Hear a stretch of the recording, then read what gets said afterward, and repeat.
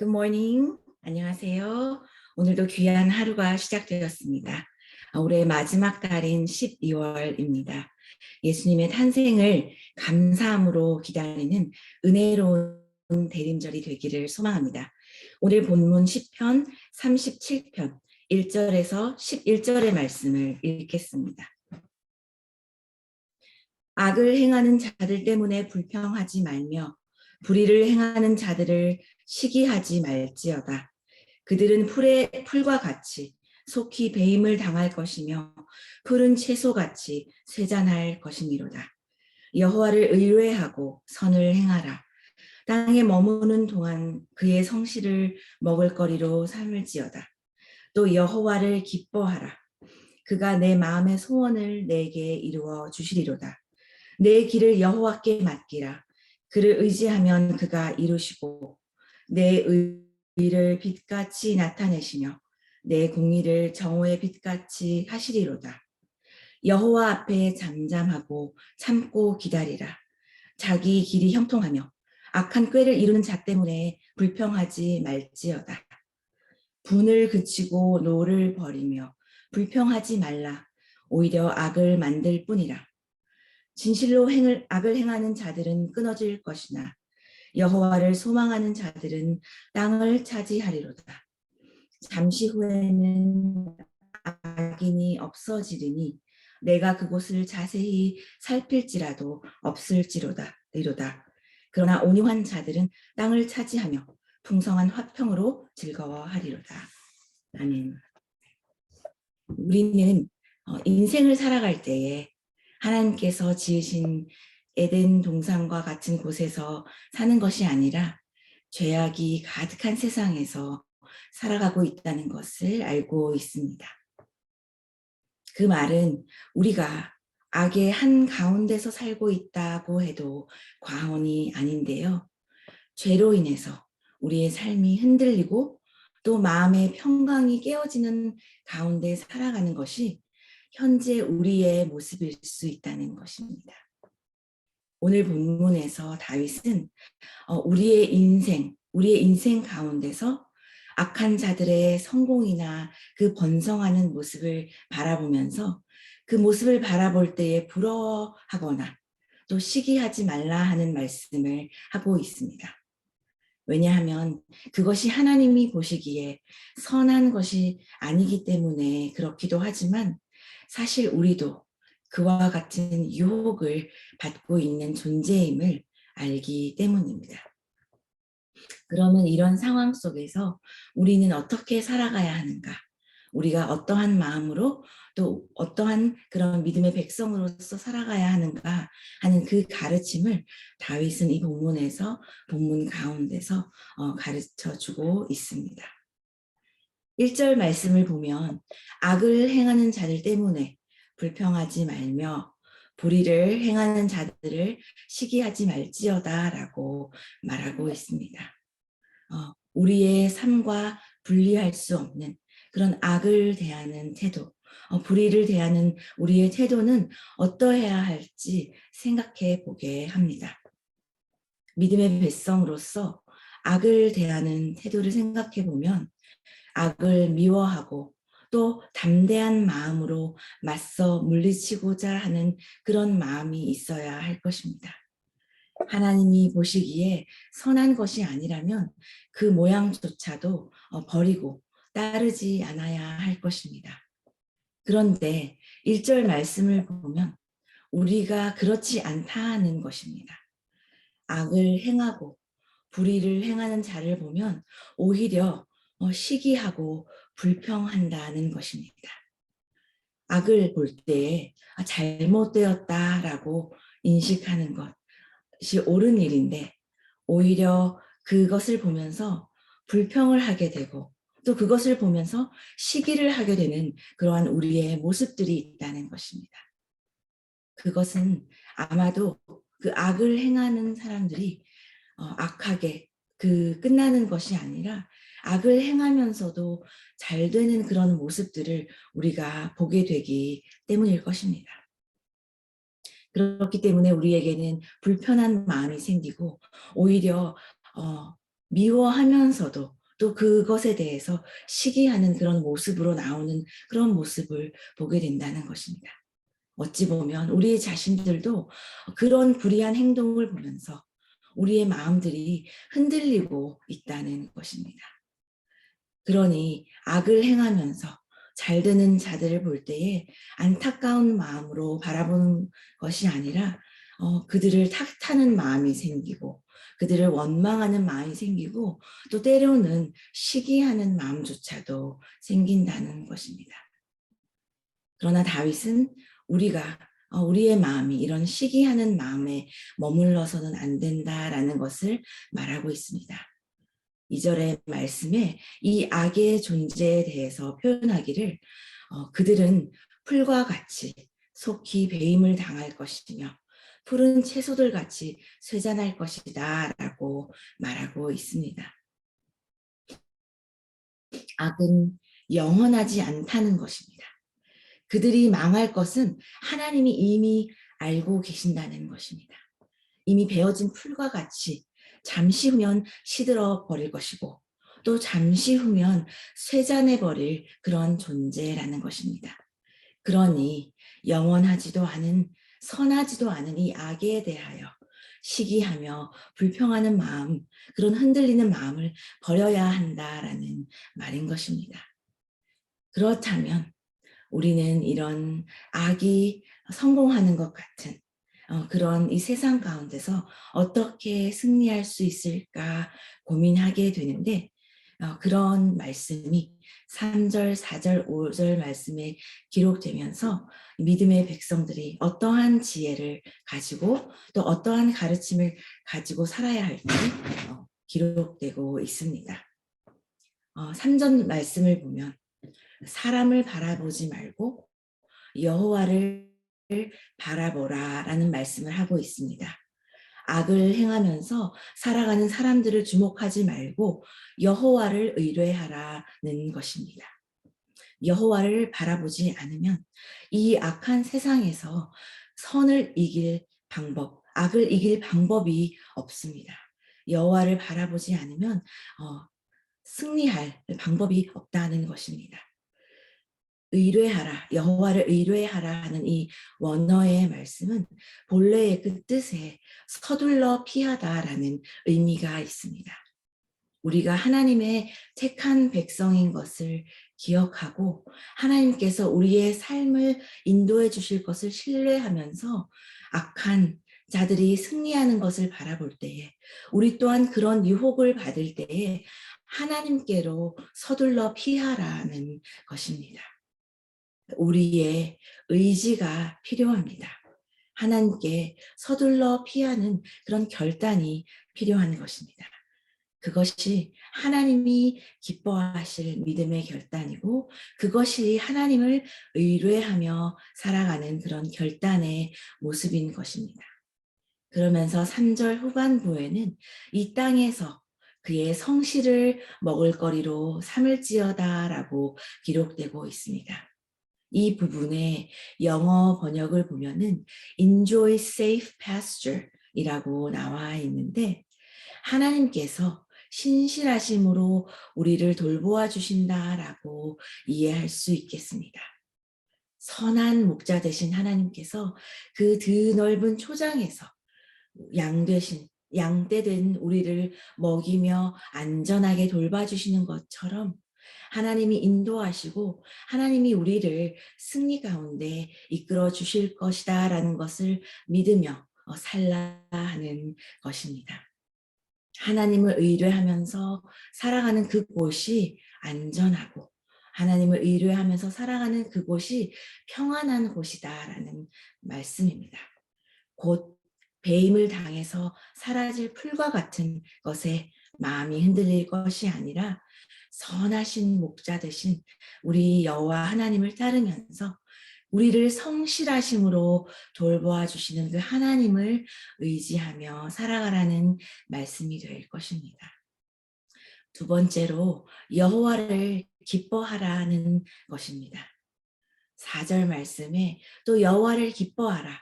그가 내 마음의 소원을 내게 이루어 주리로라 하고 말씀하고 계십니다.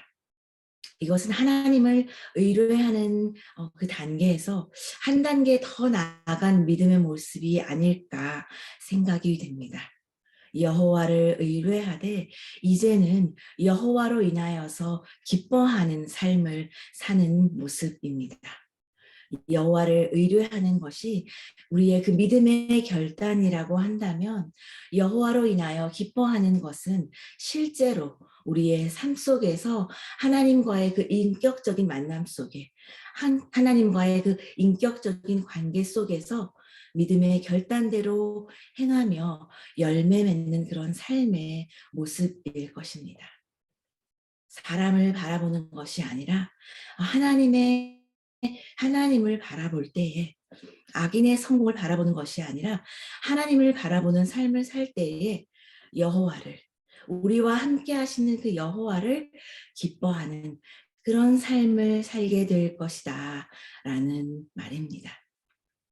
다윗은 시편 4장 7절 말씀에서 주께서 내 마음에 주신 기쁨은 저희의 곡식과 새 포도주의 풍성할 때보다 더하나이다 라고 고백하고 있습니다. 하나님으로 인한 기쁨이 어떤 것에도 비할 수 없는 귀한 것이라는 것을 증거하는 말씀입니다. 오늘날의 표현으로 하면 우리가 누리고자 하는 그 부귀와 명예, 세상의 어떤 쾌락도 능가하는 기쁨이 오직 하나님 가운데 있다. 하나님 안에 있다라는 것을 고백하는 말씀일 것입니다. 이렇게 하나님을 바라보며 하나님을 기뻐하는 삶 속에는 내 마음의 소원이 또한 이루어지는 그런 축복이 있음을 말씀하고 있습니다. 하나님을 기뻐하는 삶을 사는 자에게 하나님께서 마음의 소원도 채워주시는 그런 삶이 따라올 것이다. 그런 은혜를 약속하여 주신다 하는 그런 말씀을 우리에게 가르쳐 주고 있습니다. 또한 5절의 말씀에는 내 길을 여호와께 맡기라 라고 말하고 있습니다. 이것은 아무것도 염려하지 말라. 너의 길을 인도하시는 여호와께 맡기며 살아가라 하는 그런 말씀일 것입니다. 우리의 현재의 일이나 모든 미래의 일까지도 여호와 하나님께 맡기고 나아가면 하나님께서 이루어 주실 것이다 라는 말씀이십니다. 하나님이 우리의 삶을 인도해 주실 것을 믿는 또한 그런 믿음으로 행하는 삶을 말하고 있습니다. 이것은 흔들리지 않는 믿음을 보여주는 것입니다.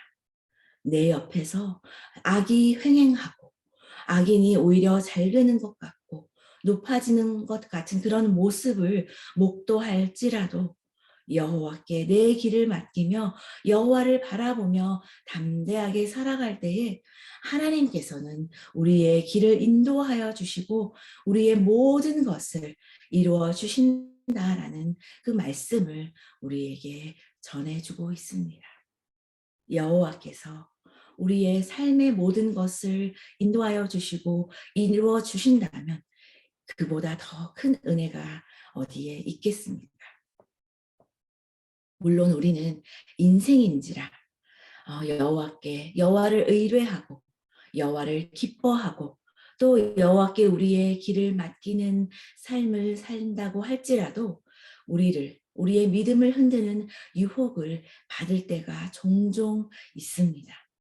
다윗은 이때에도 불평하거나 시기하지 말고 하나님께서 그 일을 선하게 이루실 것을 믿고 잠잠하게 참고 또 기다리라 하는 말씀을 하고 있습니다.